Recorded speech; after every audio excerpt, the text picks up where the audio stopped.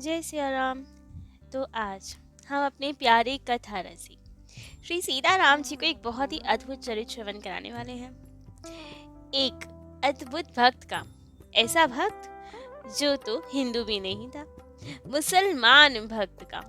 जी, मुसलमान होते हुए भी श्री जी की भक्ति की, राधा रानी की भक्ति की, और स्वयं राधा रानी ने असीम कृपा की, उन पे अद्भुत कृपा की। तो आपका नाम था गुलाब सखी जी। गुलाब सखी नाम तो राधा रानी ने रखा था। असल में आपका नाम था गुलाब। एक बहुत ही गरीब मुसलमान थे आप, लेकिन ठाकुर जी की कृपा ऐसी थी कि बरसाना में आपका जन्म हुआ। इसी नाते तो श्री जी ने अपना लिया। जिस रज के लिए ब्रह्मा आदि सभी देवी देवता कामना करते हैं, सहज में ही प्राप्त हो गई। सहज में ही बरसाना की रज में जन्म से ही लौटने का मौका मिला, अवसर मिला, सौभाग्य मिला। जन्म से ही बरसाना की रज का स्पर्श मिला। बरसाना की जलवायु से उसका शरीर, मन, प्राण सबका पोषण हुआ। तो अब जो बरसाने में ही रहे तो हृदय में भक्ति का जागरण कैसे ना हो, भाव कैसे ना जगे। तो अब वहीं खूब सुंदर ब्रिजवासियों का संग मिलता। तो धीरे धीरे जैसे जैसे बड़े हुए, उन्हीं सब ब्रिजवासियों के रंग में रंगते चले गए। जैसे सब बरसाना की रज को माथे से लगाते, वे भी बरसाना की रज को माथे से लगाता। होली के दिनों में बरसाना की रंगीली गली में सोहिनी सेवा करते और अपने आप को धन्य मानते। वे बहुत ही दीन, भावुक और सरल थे। और सरल हृदय तो हमारे ठाकुर जी को, स्वामिनी जी को तो अति प्रिय है ही।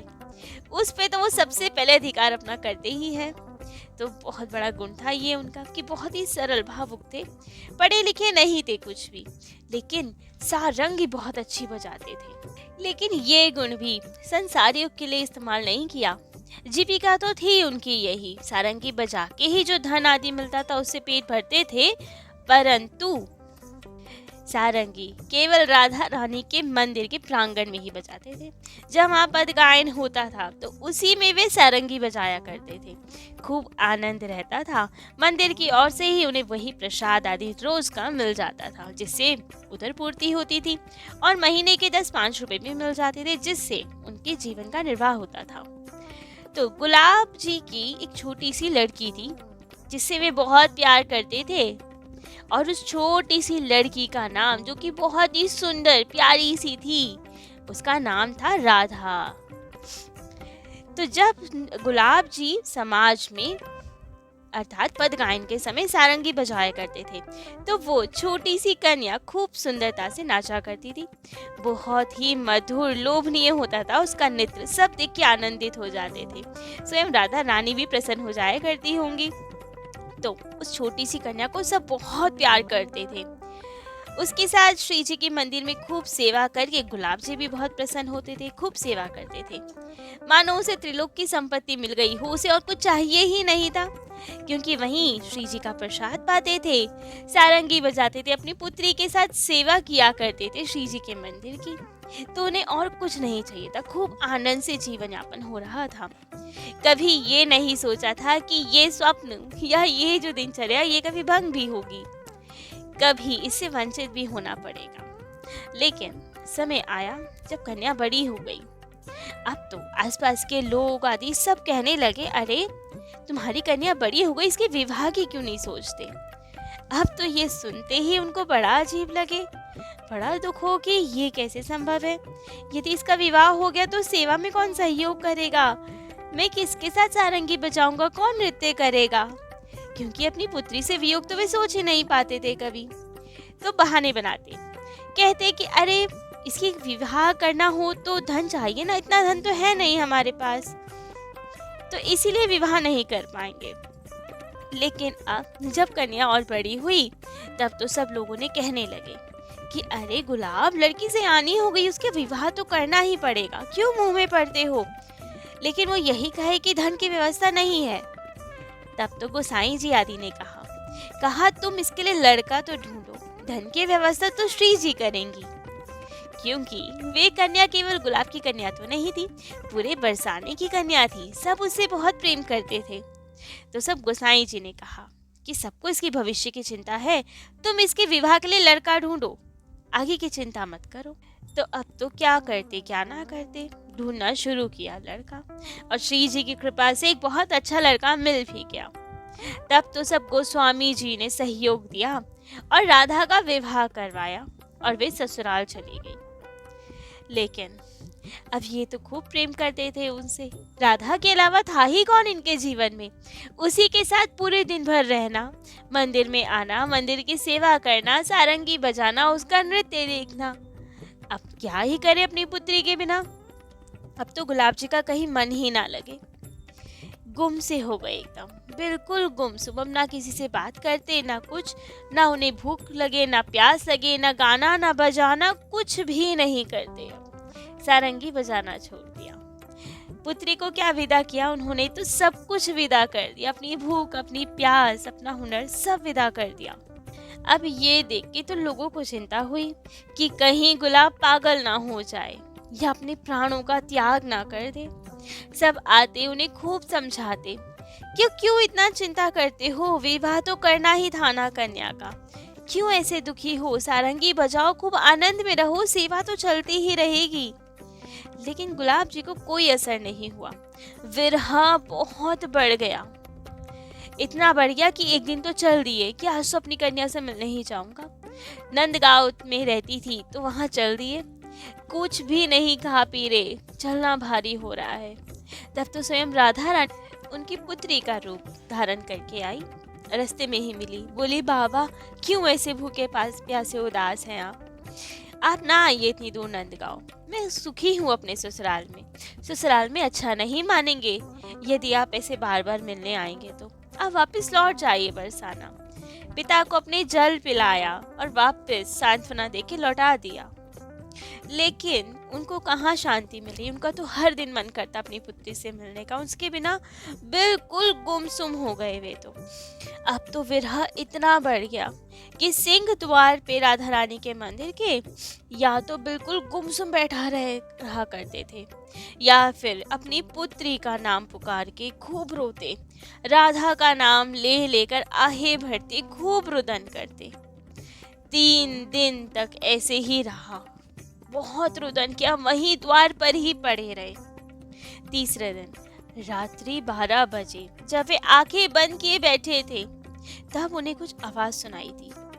आवाज सुनाई दी अपनी पुत्री की, जो कह रही थी बाबा देखो मैं आ गई, सारंगी नाई बजाएगो, मैं नाचूंगी आज। अब तो ये आवाज सुन के चौंक गए कि पुत्री वापस आ गई। इधर उधर देखा कि कहाँ है वो, सारंगी बजाऊंगा, मेरी पुत्री नाचेगी, खूब आनंद रहेगा।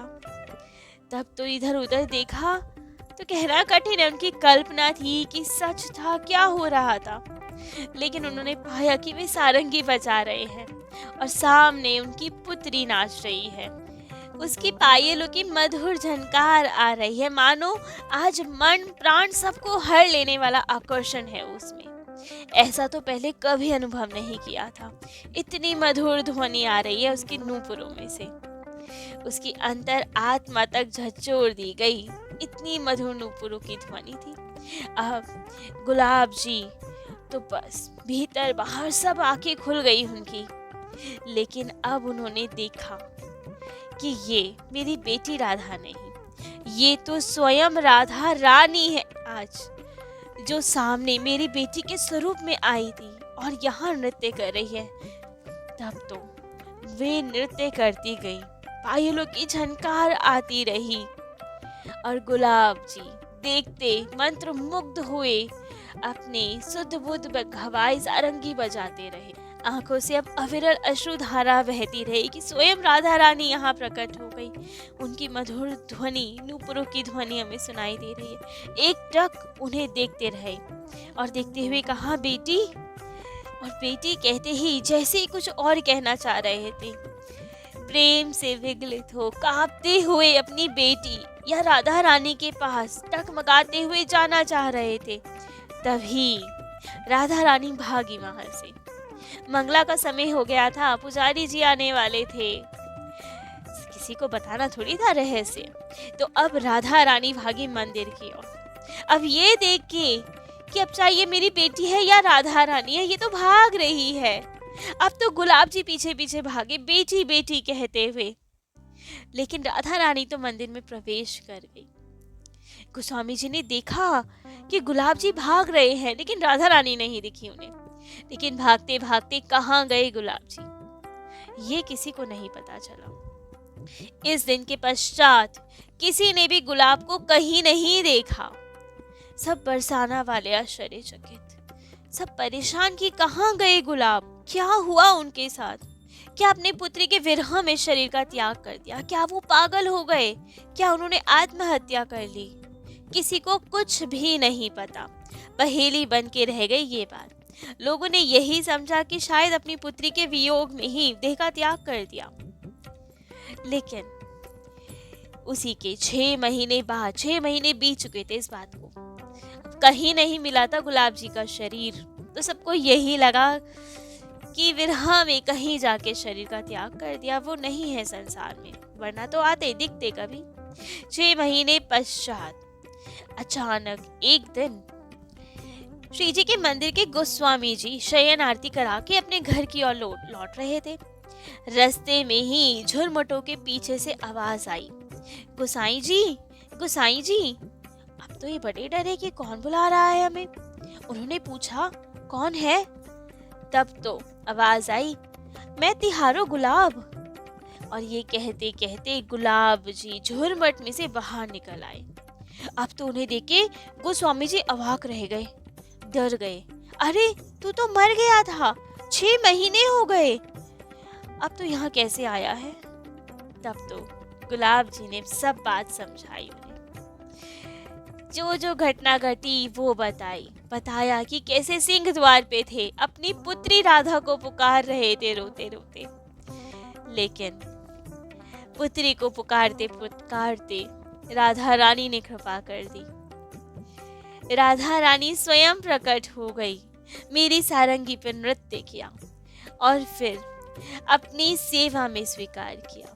जब मंगला का समय हुआ तो राधा रानी भागी मंदिर की ओर, मैं भी पीछे भागा। राधा रानी तो मंदिर में प्रवेश कर गई, लेकिन मेरा शरीर वहीं छूट गया और दिव्य देह से मुझे उन्होंने अपनी सेवा में स्वीकार कर लिया। अब मैं वहीं राधा रानी के मंदिर में शयन सेवा करता हूँ, उनकी सखी बन चुका हूँ। राधा रानी ने मुझे गुलाब सखी का नाम दिया है, अपने परिकरों में ले लिया है मुझे। अब शयन के पूर्व मैं उन्हें सारंगी सुना के आता हूँ, और आज तो देखो राधा रानी ने मुझे अपनी बीड़ी पान का भी प्रसाद दिया, लो ये। तब तो गुलाब जी ने वही बीड़ी पान का प्रसाद गोस्वामी जी को दिया।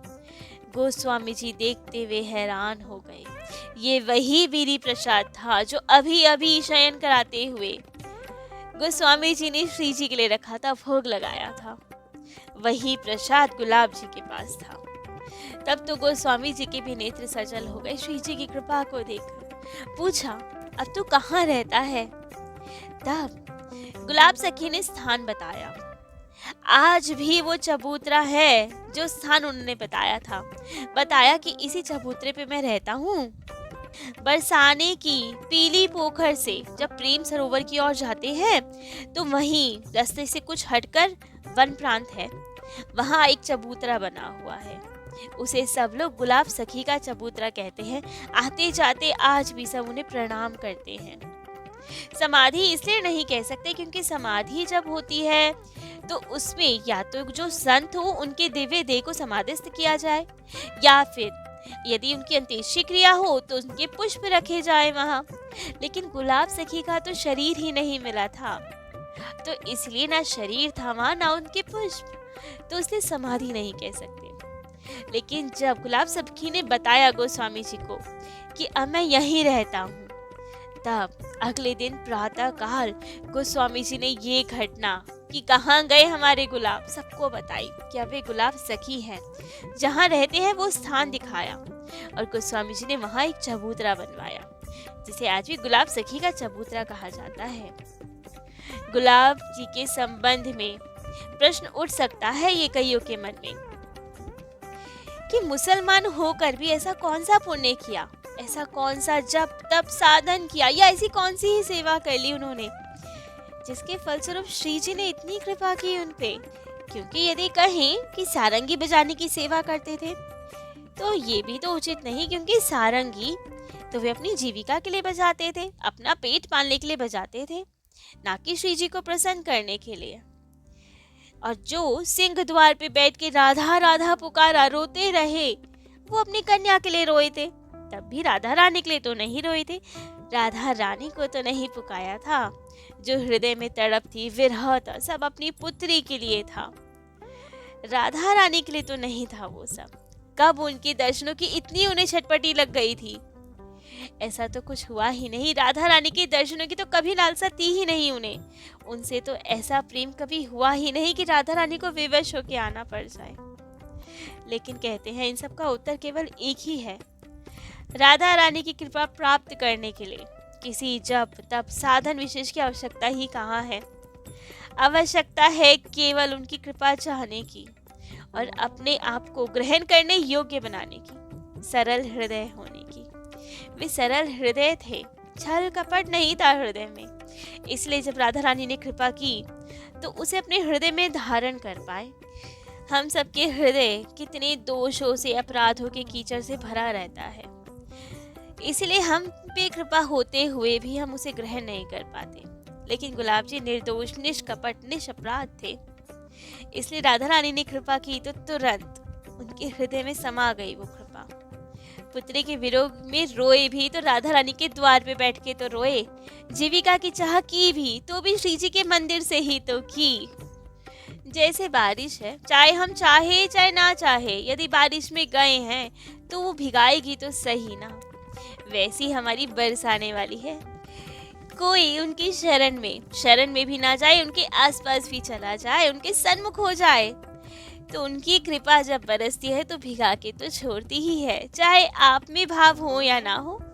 कृपा के छींटे तो अवश्य पड़ते ही हैं। करुणामयी है वे, अपने द्वार पे किसी को भी रोता कैसे ही देख सकती है। तो इसलिए ही गुलाब सखी पे ऐसी अद्भुत कृपा की राधा रानी ने, बरसाने के नाते कृपा की, क्योंकि गुलाब सखी जी का जन्म बरसाने में हुआ था। सारंगी बजाने के नाते की, चाहे किसी भी भाव से बजाया, लेकिन राधा रानी को तो आनंद आ गया ना सारंगी सुनने में। अपनी पुत्री को रो रो कर पुकारने पे वो करुणा में द्रवित हो गई, क्योंकि राधा नाम पुत्री का तो बाद में था, राधा नाम हमारी किशोरी जी का तो सदा से ही है। तो चाहे अपनी पुत्री को पुकार रहा हो, राधा रानी को तो यही आभास हुआ कि मुझे रोकर पुकार रहा है। ऐसी भोली भाली करुणामयी है राधा रानी। तो आज गुलाब सखी जी का चरित्र तो यहीं विश्राम देते हैं। कल अपने प्यारे कथा रसिक श्री सीताराम जी को उनके अनेक इन्हीं दिव्य प्यारे भक्त का चरित्र श्रवण कराएंगे। आज के लिए इतना ही। जय जय श्री सीताराम।